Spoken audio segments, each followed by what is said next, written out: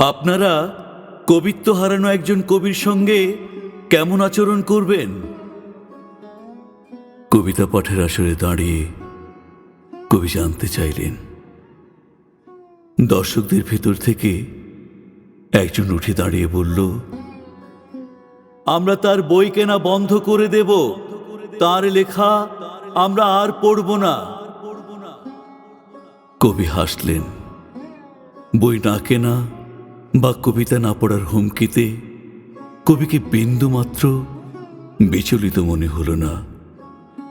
অন্য একজন দাঁড়িয়ে বললেন, আমরা অনুসন্ধান চালাবো তার জীবনের গোপন পৃথিবীতে, জানব সেখানে কোনো ত্রুটি ঘটেছে কিনা।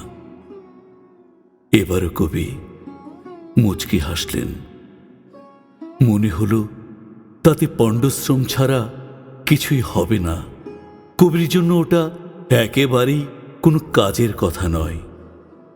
ওই যুবকের বক্তব্য শেষ হতেই উঠে দাঁড়ালেন এক প্রৌঢ়।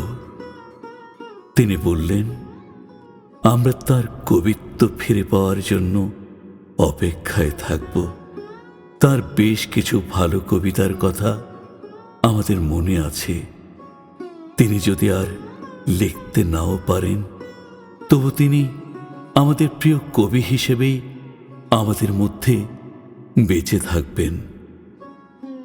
কবি খুব মনোযোগ সহকারে কৃতজ্ঞ চিত্তে ওই প্রৌঢ়ের কথা শুনলেন। তখন লাঠিতে ভর দিয়ে উঠে দাঁড়ালেন এক বৃদ্ধ। তিনি বললেন, আমরা কবির জন্য ঈশ্বরের কাছে প্রার্থনা করব, কেননা কবিত্ব হচ্ছে ঈশ্বর প্রদত্ত এক ধরনের সৃষ্টি শক্তি, যা কবির মাধ্যমে ঈশ্বর সমাজকে দান করেন। কবিত্ব হারানোর জন্য আমি তাই শুধু কবিকে তাই বলে মনে করি না, আমি মনে করি সমাজে ঘটে যাওয়া নানাবিধ অপরাধের কারণেও একজন কবি কবিত্ব হারাতে পারেন। তাই কবির জীবন চরিতে নয়, আমরা অনুসন্ধান চালাবো আমাদের সমাজ চরিতের মধ্যে সমাজের কোথায় ঘটেছে সেই অপরাধ। আমাদের কাজ হবে তা খুঁজে বের করার চেষ্টা করা। এবার কবির চোখ অশ্রুসিক্ত হল। তিনি করজোরে বৃদ্ধের উদ্দেশ্যে প্রণাম নিবেদন করলেন।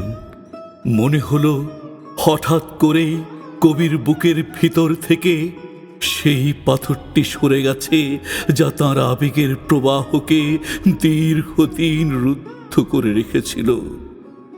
তার ডান হাতের মধ্যমার অগ্রভাগে চোখের এক বিন্দু অশ্রুকে ধারণ করে তখন কবি বললেন, এই হচ্ছে কবিত্ব, এছাড়া কবিতা হয় না, হয় না।